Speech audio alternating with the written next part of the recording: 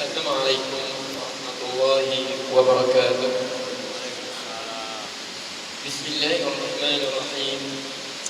الحمد لله رب العالمين وبه نستعين والعاقبة للمتقين ولا عدوان إلا على الظالمين.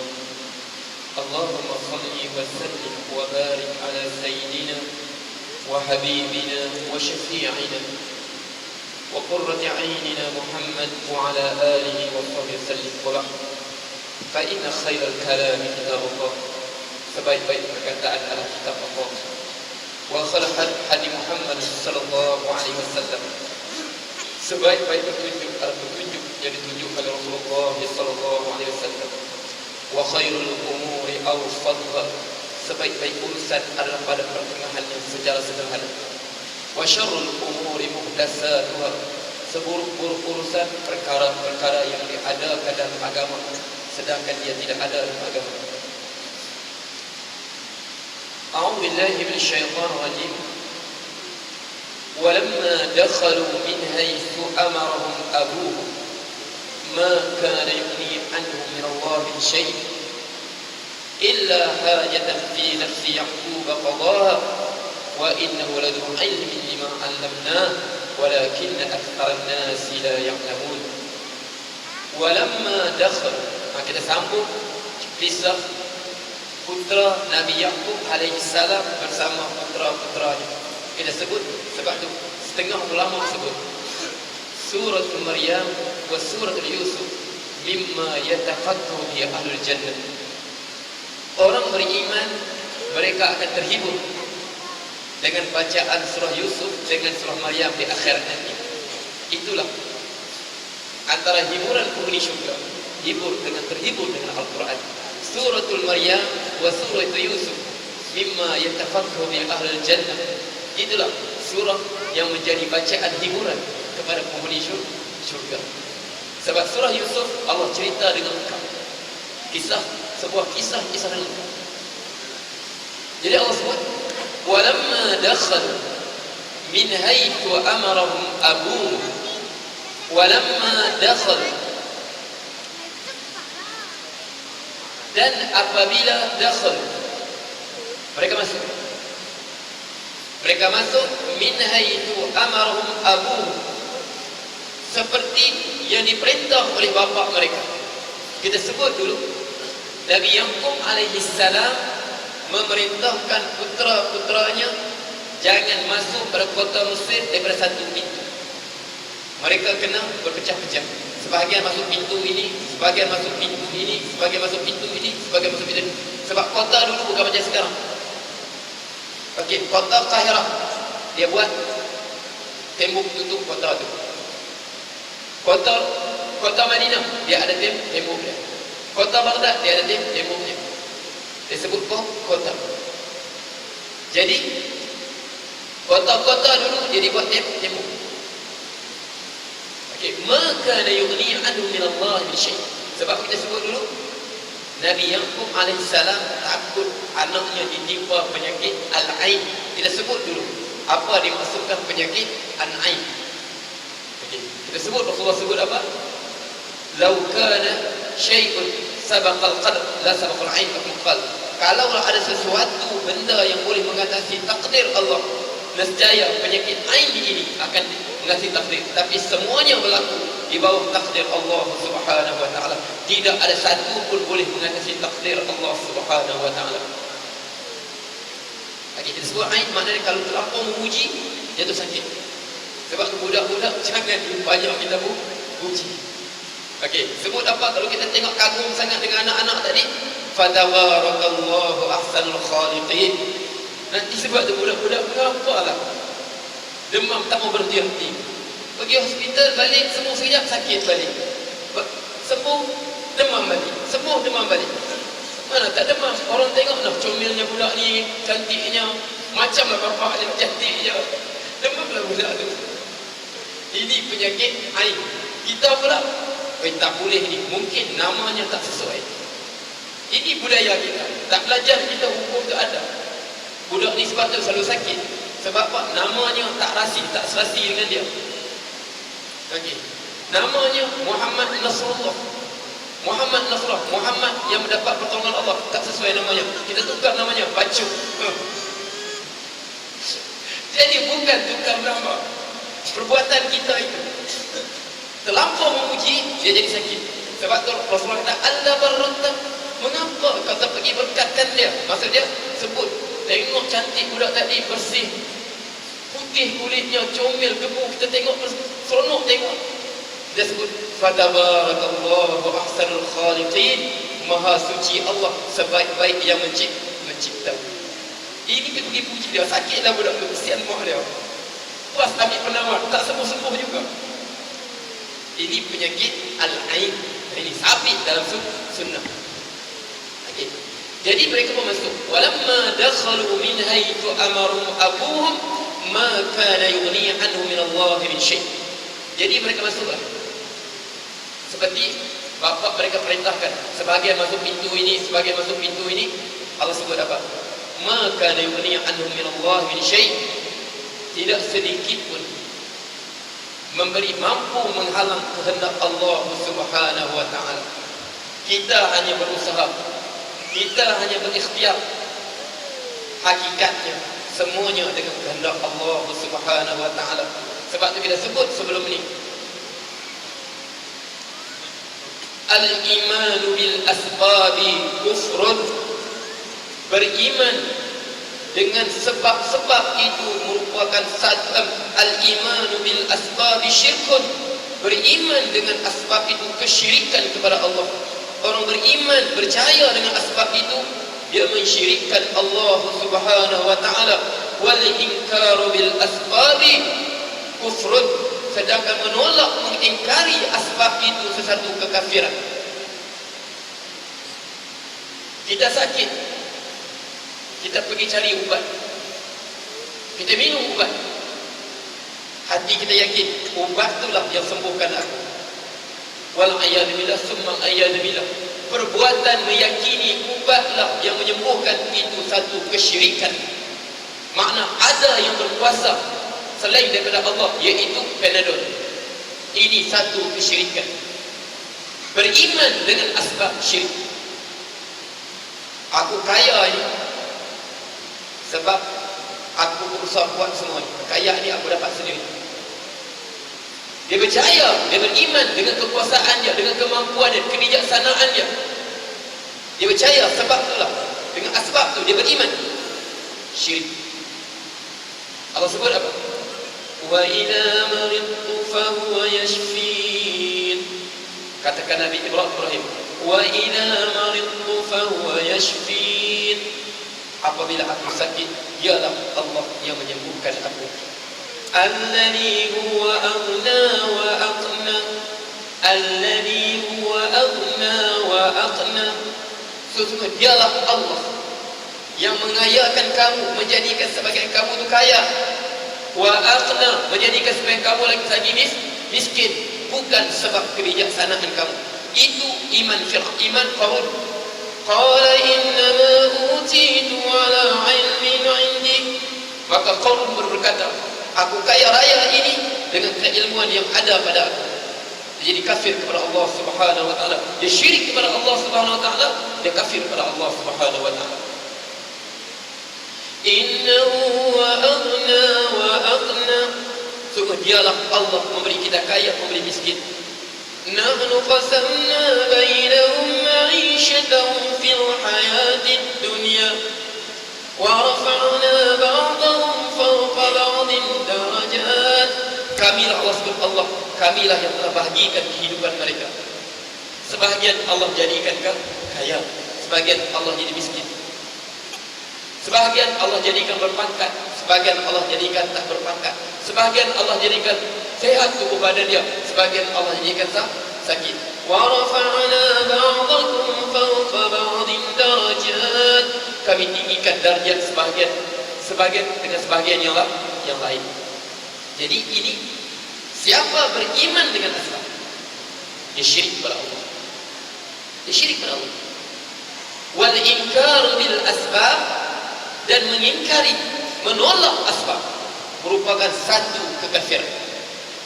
Kafir pada Allah siapa tolak asbab. Apa maksudnya itu? Maksudnya Allah perintahkan kita berusaha. Qul siru fil ardi wabtaghu min fadlillah. Katakanlah, berjalanlah di muka bumi, carilah kurniaan Allah. Fa idza qudiyatis salata fantashiru fil ardi wabtaghu min fadlih. Apabila selesai kamu salat Jumaat, fantashiru fil ard, bertebarlah kamu di muka bumi, wabtaghu min fadlih, tuntutlah, carilah kurniaan Allah, rezeki-rezeki yang Allah sediakan. Allah perintahkan kita untuk kita berusaha. Rasulullah perintahkan kita berubat. Tada fa inna Allah qad ja'ala li kulli da'in dawa. Berubatlah kamu, pergilah kamu cari ubat. Kerana Allah telah menjadikan bagi setiap penyakit itu ubat. Tiba-tiba dia kata apa? Aku tak percaya semua asbab. Aku tak mau buat semua asbab. Aku tolak semua asbab. Wal a'yadzubillah, dia kafir. Sebab apa? Dia menentang perintah Allah. Boleh faham? Iman macam mana? Kita ambil asbab kerana syariat perintahkan, dan iman kita hanya Allah lah yang menyembuhkan. Allah lah yang semua ni semua berlaku adalah kehendak Allah. Ma kana yughni 'anhum min Allah min syai' illa hajatan fi nafsi Yaqub qadaha. Melainkan hajat pada diri Yaqub. Mana sesuatu pun tak boleh kita lari daripada kehendak Allah Subhanahu wa taala. Tak satu pun tak boleh lari. Sebab tu apa pun berlaku, tidak sedikit pun kita boleh lari daripada kehendak Allah Subhanahu wa taala. Sebab tu dalam hidup kita Allah sebut, fala ya'man makarallahi illa al-qaumul khasirun. Maka tidak merasa selamat daripada perancangan Allah, takdir Allah, melainkan orang yang terluka. Sebab itu dalam ilmu tasawuf disebut kita dalam beribadat ada 3 peringkat. Disebut ini istilah digunakan oleh ulama-ulama tasawuf. Sebab setiap ilmu ada istilahnya. Dia kata peringkat pertama peringkat syariat, peringkat fiqh. Kita solat, macam mana kita buat? Sallu kama ra'aitumuni usalli. Salatlah kamu seperti kamu lihat aku salat. Rasulullah salat, kana Rasulullah yarfa'u yadayhi hazuman kabir thumma kabbara. Rasulullah dia angkat tangan separas dengan bahu, perintah takbir, Allahu akbar. Kita buat mengikut seperti yang Rasulullah kan tunjukkan. Peringkat kedua disebut tarikat. Tarikat ini jalan kita menuju kepada Allah. Kita pergi selain daripada zahir kita mengikut syariat Rasulullah tunjukkan, hati kita juga menuju kepada Allah Subhanahu wa taala. Allah sebut wa aqimis salata lidzikri. Dirikanlah salat untuk ingat aku. Mana hati kita Allahu akbar, Allah Maha besar. Yang lain semuanya kerdil. Yang lain semuanya kecil, kerdil. Yang lain semuanya kerdil, semuanya kecil. Hati kita yang besar, yang agung hanyalah Allah. Hati kita menuju kepada Allah tanpa ada perasaan riya untuk menuju kepada orang, tanpa ada perasaan angkuh, rasa ujub. Ujub ini apa? Penyakit kita rasa kita lebih baik daripada orang lain. Kita rasa lebih baik daripada orang lain. Dengan penuh keikhlasan kita cari ikhlas. Wa aqimis salata lidzikr. Mana dia? Tarikat dia kita menjadikan diri kita hampir pada Allah. Hakikatnya kita sedar. Apa hakikatnya? Kita sedar apa kita buat itu hanyalah semata-mata kurniaan Allah kepada kita. Kita sedar kita boleh datang ke masjid ini semata-mata rahmat Allah kepada kita semata-mata. Tidak sedikit pun kita tertipu kita lebih pada orang. Berapa ramai orang dulu yang ada dalam masjid sekarang? Berapa ramai ada dalam masjid sekarang? Dulu dia tak pernah datang ke masjid. Dulu waktu ini dia di mana? Sedang tidur di rumah. Waktu orang berkumpul di masjid, dia sedang tidur di rumah. Ataupun waktu ini dia sedang di kedai makan sambil minum arak. Berapa ramai sekarang ada masjid? Dulu dia begitu. Tapi sekarang Allah bawa dia ke masjid. Para ramai antara kita dulu, dahi kita tak pernah kita letakkan untuk sujud pada Allah. Tapi hari ini, rahmat Allah Subhanahu wa taala, kurnia Allah Subhanahu, kasih sayang Allah Subhanahu wa taala, belas kasihan Allah kepada kita, dia bawa kita ke masjid. Ini hakikatnya. Inil hukmu illa lillah. Semua urusan ini milik Allah. Ramai antara kita dulu langsung tak tergerak bunyi azan untuk pergi ke masjid. Berapa ramai antara kita, tapi Allah dengan sifat pengasihnya, bahkan berapa ramai antara kita dulu tak kenal Allah ke apa, tapi hari ini Allah bagi dia kenal siapa Allah, rahmat, nikmat. Dan berapa ramai dulu dia sembahyang kita, sekarang dia tinggalkan masjid. Dulu dia bersolat, sekarang dia tinggalkan solat. Dulu dia beribadat, sekarang dia tinggalkan ibadat. Sebab tu apabila kita melakukan ibadat, hakikatnya keserahnya semua ini milik Allah, bukan kelebihan diri kita, tetapi semata-mata kurniaan Allah kepada kita. Inilah hakikat. Inilah ilmu hakikatnya. Seperti ulama bincangkan, bukan hakikat apa? Belajar ilmu hakikat, masjid pertama pergi. Tengok masjid, tengok orang pergi masjid, mereka tu orang syariat, kami orang hakikat. Itu hakikat begitu, sampai jumpa hakikat itu hakikat ke neraka. Itu hakikat ke neraka. Inilah hakikat yang makna tidak sampai peringkat makrifat ketahuan bahawa sama apa yang berlaku itulah kehendak Allah Subhanahu wa taala. Ala lillahil amru kullu. Ala lillahil amru kullu. Semua urusan milik Allah. Sebab tu Rasulullah sebut apa? Qarib wa saddid. Qarib. Kamu beribadatlah, hampirilah pada Allah. Wa saddid. Kamu carilah yang baik.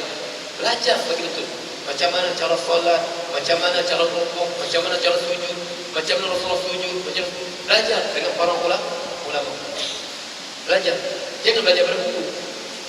Sebab bukan tradisi menuntut ilmu dengan bergurukan buku. Bukan tradisi menuntut ilmu bergurukan buku. Allah hantar Jibril ajar Rasulullah ajar sahabat ajar tabi'in ajar tabi'in ajar ulama ajar satu generasi secara berguru, bukan dengan buku. Tanda akhir zaman, inna baina yaday sa'ah, menjelang akhir zaman akan berlaku fashul qalam, akan banyaknya pena-pena, akan banyak bahan bacaan. Orang tak lagi belajar ikut sunnah dan Islam tunjukkan, tapi mereka belajar melalui bacaan. Sebab tu ulama cukup jaga tu. Man lam yakul syaikhun fasyaitanu syaikhun lahu.